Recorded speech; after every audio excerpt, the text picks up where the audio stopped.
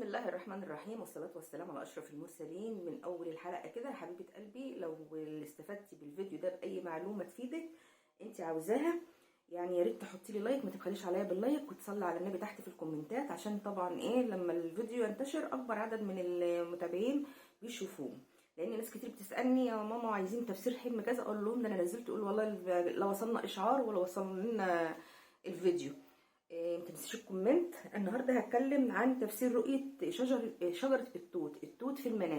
انتوا عارفين دلوقتي ان احنا في فصل الربيع، ودايما التوت بيبقى منتشر جدا جدا. في فصل الربيع بيقعد كده حوالي في الاسواق مده شهر او شهرين، بيبقى موجود التوت الابيض والتوت الاحمر. كلاهما الاتنين فيهم خير، رؤيه مبشره جدا جدا ورؤيه ساره حلوه قوي قوي. في حاله واحده بس بتبقى مؤذيه، هقول لكم عليها في اخر الفيديو.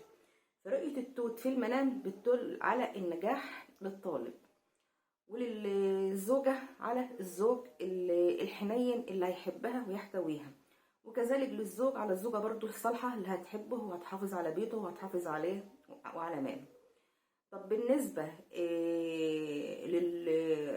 للأم بقى، بتبقى فعلا أم حنينة جدا جدا على أولادها، وبتضحي يعني معاهم بشتى الطرق، وبتفضل يعني معاهم لآخر الطريق واقفة وسنداهم وبتحتويهم بحبها وعطفها وصحتها وكل شيء. اللهم صل على النبي وبارك لنا فيه.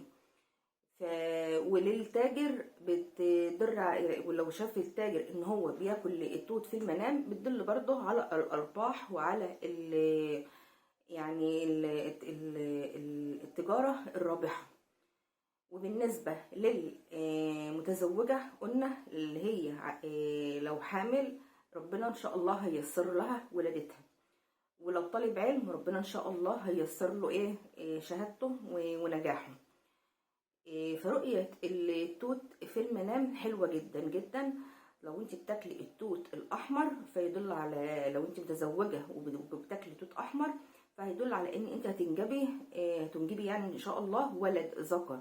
ولو بتاكلي توت ابيض فده يدل على ان ان شاء الله الانجاب هتبقى بنت، وان شاء الله في كلتا الحالتين هتبقى الولادة متيسرة. طب امتى بقى يعني قلنا ان عرفنا هو ان التوت رؤية مبشرة، امتى تكون مش مبشرة؟ لو التوت اللي اكله انسان مريض، تعرفي ان المريض دوت حالته بتسوء، يعني مش هيشفى والعياذ بالله، يا اما حالته هتسوء، ولو هي حالته سيئة هيتوفاه الله. فبالنسبة للراجل الكبير المريض، انما للشاب اللي هو صحة جيدة فان شاء الله زي ما قلت لكم كده، فهي بشرة سارة من جميع النواحي بقى، من الخير، من الرزق، من الزوجة، من الذرية، كل حاجة فيها كويسة. يا رب كده اكون افدتكم، وما تنسونيش باللايك.